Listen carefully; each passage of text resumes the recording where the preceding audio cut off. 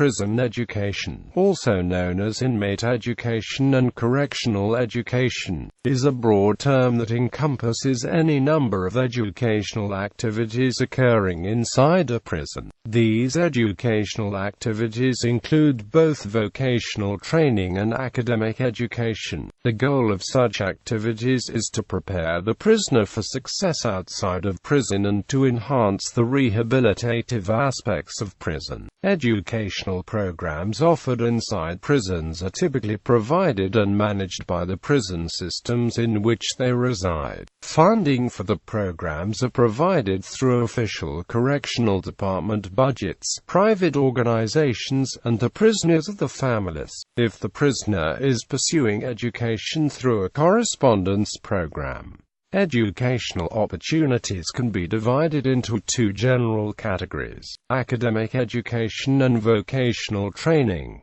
Academic education usually is provided in the form of get literacy classes. These free classes assist the prisoner in learning to read, write, and perform basic mathematical computations. This is especially important in a correctional setting because, compared to the general population, prisoners are an undereducated group who maintain less than 5th grade proficiency in reading and writing, coming from a culture of poverty, with few skills for handling everyday tasks and little or no experience in a trade career. Hence, many require significant remedial help before they can attend more advanced educational classes. Academic education in prison is to prepare the prisoner to take the official GET tests, the official high school diploma equivalent, and to, hopefully, further their education with more advanced studies.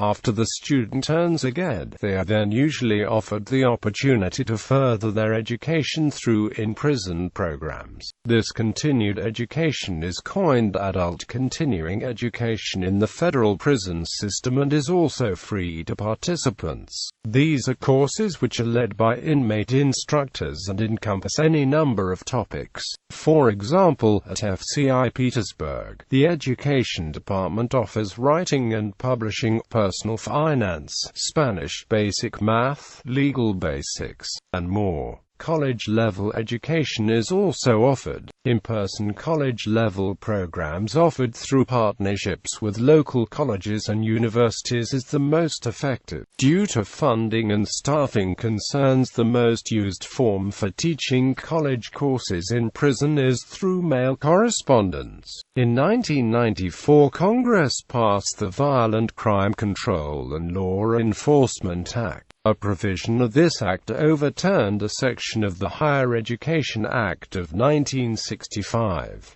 The provision reads, "No basic grant shall be awarded under this subpart to any individual who is incarcerated in any federal or state penal institution." Quote, "Without Pell Grants, prisoners have to pay for the educational services themselves. There is growing advocacy for reinstating Pell Grant funding for all prisoners who would qualify, despite their incarceration status."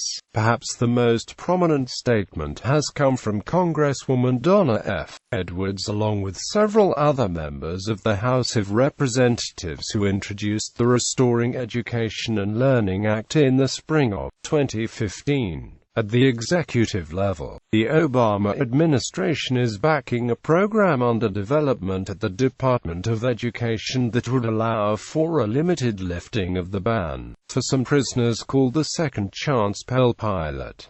Vocational training. Vocational training offers more opportunities in the prison setting. Much of what is offered will depend upon the local prison's programming. For example, at FCI Petersburg, inmates have the option to learn computer-aided design, carpentry, and a number of other vocations via live work employments.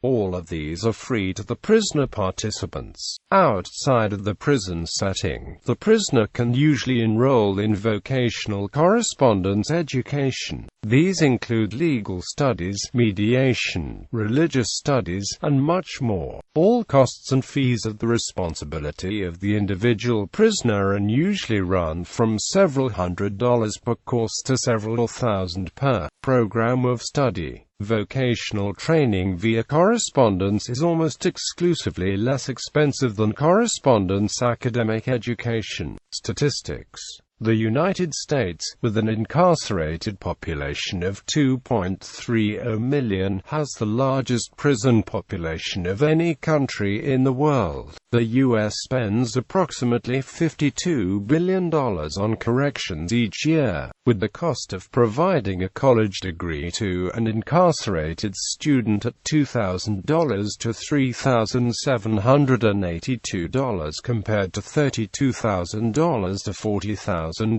per year to incarcerate the same individual. Each dollar spent on funding prison education programs reduces incarceration costs by $4 to $5 during the first 3 years after an individual is released, the period when those leaving prison are most likely to return. An American study found $1 million spent on correctional education prevents about 600 crimes, while that same money invested in incarceration prevents 350 crimes. Correctional education is almost twice as cost-effective as a crime control policy.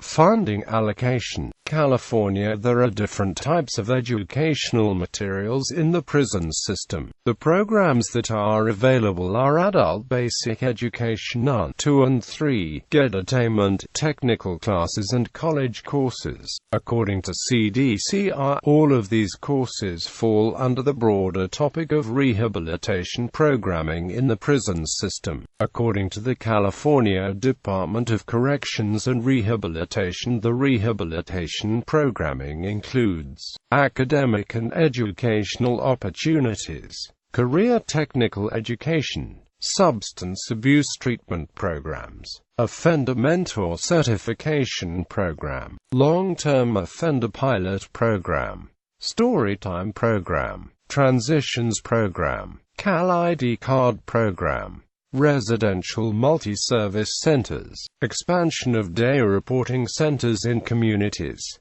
specialized treatment for optimized programming, peer re-entry navigation network. According to the funding allocation report from California Department of Corrections and Rehabilitation, the funding for rehabilitation programming was allocated $462,329 of $9,857,983 of the total budget. The CDCR report did not provide information how the money was distributed among the various rehabilitation programs. Looking at just college courses in prison, there are 5,879 incarcerated people that are enrolled in college courses. This means that less than 5% of people incarcerated in California's state prisons are enrolled in college courses.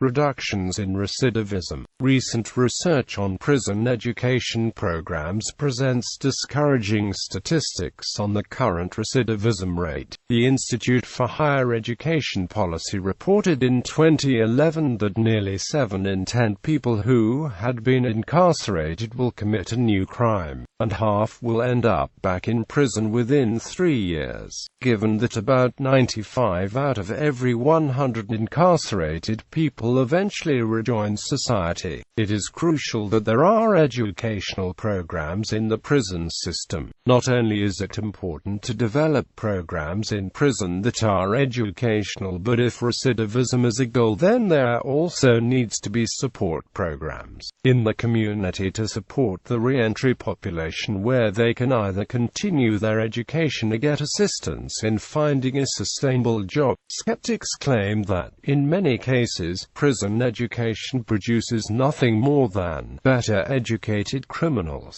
However, many studies have shown significant decreases in recidivism. The more educational programs successfully completed for each 6 months confined, the lower the recidivism rate, according to Hera, in his Federal Bureau of Prisons Office of Research and Evaluation report.